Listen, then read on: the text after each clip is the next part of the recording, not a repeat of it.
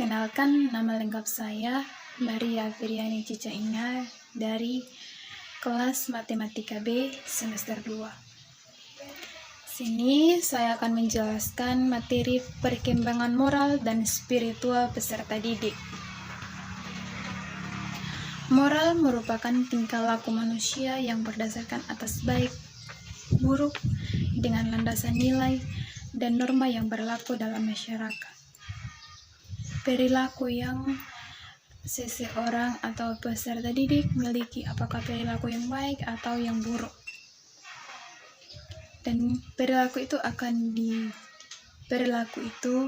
akan ditunjukkan pada lingkungan masyarakat atau lingkungan sosial ketika ia berada dalam suatu kondisi atau posisi yang membuat ia bisa berinteraksi dengan orang lain. Moral juga merupakan suatu kebutuhan penting bagi peserta didik, terutama sebagai pedoman menemukan identitas dirinya. Moral membantu peserta didik untuk menemukan identitas peserta didik, apakah perilakunya itu baik atau buruk, atau belum sesuai dengan apa yang masyarakat nilai, atau lingkungan-lingkungan yang melihat peserta didik menunjukkan perilaku yang ia punya. Peserta didik juga bisa mengembangkan hubungan berinteraksinya dengan orang lain di lingkungan yang berbeda. Dan peserta didik harus bisa menghindari konflik-konflik atau masalah-masalah yang ada atau yang terjadi dalam masyarakat atau dalam masa transisi. Ada ahli yang menemukan atau menempatkan moral sebagai fenomena kognitif dalam kajian psikologi atau berpikir. Moral adalah bagian dari penalaran atau tujuannya itu sama. Moral adalah bagian dari penalaran itu berpikir bagaimana perilakunya itu harus sesuai dengan apa yang ia miliki atau yang peserta didik harus tunjukkan kepada lingkungan masyarakat, dan itu harus perilaku yang baik. Perkembangan moral adalah perkembangan yang berkaitan dengan aturan dan konvensi mengenai apa yang seharusnya dilakukan oleh manusia dalam interaksinya dengan orang lain atau dalam berhubungan dengan orang lain ketika sedang berbincang atau sedang bertukar pikiran dengan orang lain. Peserta didik atau seseorang harus menunjukkan perilaku yang baik, perilaku yang menyenangkan. Akhlak atau moral mempunyai 4 makna, yaitu yang pertama, moral adalah sekumpulan kaidah bagi perilaku yang diterima dalam suatu zaman atau sekelompok orang.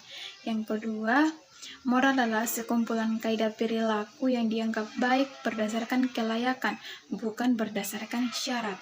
Yang ketiga, moral adalah teori akal tentang kebaikan dan keburukan. Yang keempat, tujuan kehidupan yang punya warna humanisme yang kental, yang tercipta dengan adanya hubungan-hubungan sosial. Adapun karakteristik perkembangan moral spiritual peserta didik. Spiritual itu berhubungan dengan agama atau keagamaan. Tahap-tahap perkembangan moral yaitu tahap prakonvensional. Tahap prakonvensional yaitu peserta didik atau anak belum menunjukkan internalisasi nilai-nilai moral yang ia miliki, dan kadang penalaran atau cara berpikir anak itu tentang moral dikendalikan oleh faktor eksternal atau faktor dari luar, yaitu mengenai ganjaran atau hukuman ketika ia melakukan perilaku yang tidak baik atau tidak sesuai dengan aturan yang ada dalam lingkungan tersebut. Sesuatu dianggap baik ketika anak atau peserta didik melakukan sesuatu yang baik atau yang menyenangkan. Yang berikut, tingkat konvensional. Tingkat konvensional ini anak belum bisa menentukan moral yang baik atau anak belum bisa mandiri. Sesuatu itu ditunjukkan oleh orang tuanya atau lingkungan atau negara atau sekelompok orang yang ada di sekitarnya. Dan perilaku ini bertujuan untuk diterima oleh orang lain. Yang berikut, tingkat pasca konvensional. Tingkat pasca konvensional ini usaha yang jelas bagi anak untuk menegakkan nilai-nilai dan prinsip moral yang ada dalam diri anak. Ada perilaku itu atau moral, adanya perjanjian antara diri dan lingkungan sosial. Dan sesuatu yang dilakukan itu ditentukan oleh kata hati, bukan kemauannya sendiri. Karakteristik perkembangan spiritualitas peserta didik terdiri dari 2 macam, yaitu karakteristik perkembangan spiritualitas anak usia sekolah yang berusia 7-11 tahun,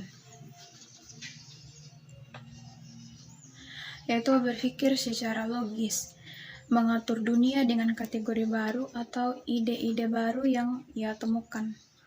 Anak bisa mengambil makna dari tradisi masyarakat. Yang berikut, karakteristik perkembangan spiritualitas remaja, yaitu berusaha mencari sebuah konsep yang berkaitan dengan agama atau lebih mendalam lagi pengetahuannya tentang keagamaan atau berkaitan dengan Tuhan. Perkembangan keyakinan pada agama. Guru juga bisa berperan membantu peserta didik untuk mengembangkan diri dalam berhubungan baik dengan Tuhan atau dalam meluruskan keagamaannya. Ada faktor yang mempengaruhi perkembangan moral dan spiritual peserta didik. Yang pertama, lingkungan keluarga. Lingkungan keluarga.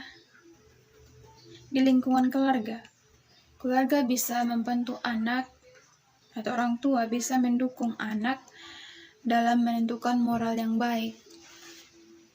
Yang kedua, lingkungan sekolah. Anak-anak mempelajari moral atau nilai-nilai norma yang ada dalam lingkungan sekolah. Guru juga harus bisa memiliki norma yang baik, sehingga apa yang diajarkan kepada anak atau kepada peserta didik sesuai dengan apa yang ia miliki. Yang ketiga, lingkungan pergaulan.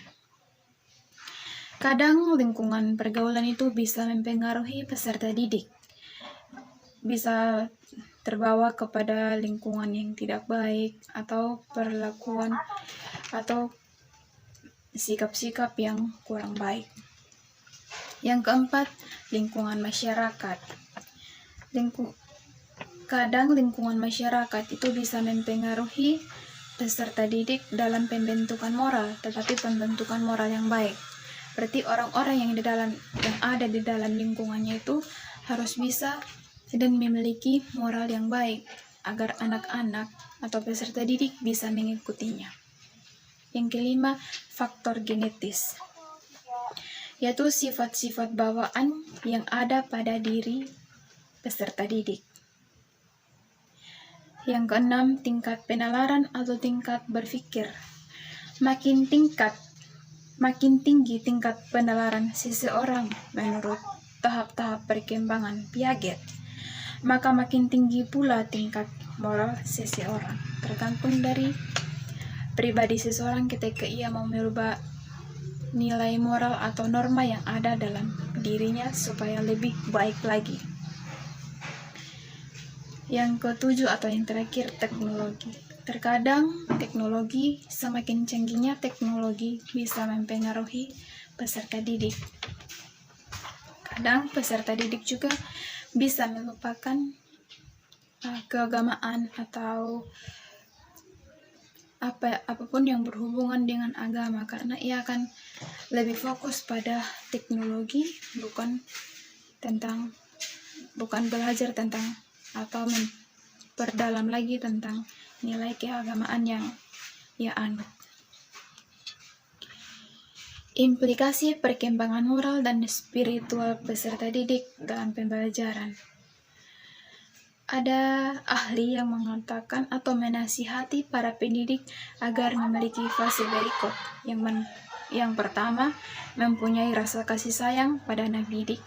Yang kedua, tidak mengharapkan balas jasa ataupun ucapan terima kasih. Yang ketiga, mencegah anak didik dari akhlak yang tidak baik. Yang keempat, supaya memperhatikan tingkat akal pikiran anak didik.